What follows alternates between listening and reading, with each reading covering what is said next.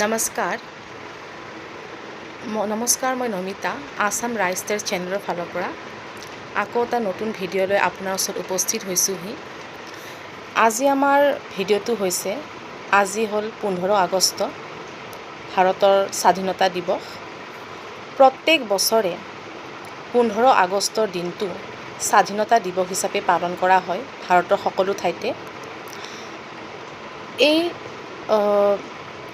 1947 চনৰ 15 আগষ্টত আমাৰ দেশ ভাৰতখন স্বাধীন হৈছিলে ব্ৰিটিছ শাসনৰ পৰা, আৰু সেই 15 আগষ্টৰ দিনটোৰ পৰাই 1947 চনৰ 15 আগষ্টৰ দিনৰ পৰা আমাৰ দেশখন ব্ৰিটিছ শাসনৰ পৰা সম্পূৰ্ণৰূপে মুক্ত হৈছিলে।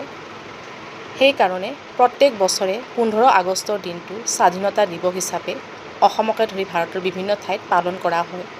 এই দিনটোক ৰাষ্ট্ৰীয় উৎসৱ বুলি কোৱা হয়। বহুত উলহ মালহ আৰু বহুত ফূৰ্তিৰে এটা উৎসৱৰ দৰে পালন কৰা হয় এই 15 আগষ্টৰ দিনটো, স্বাধীনতা দিৱসটো।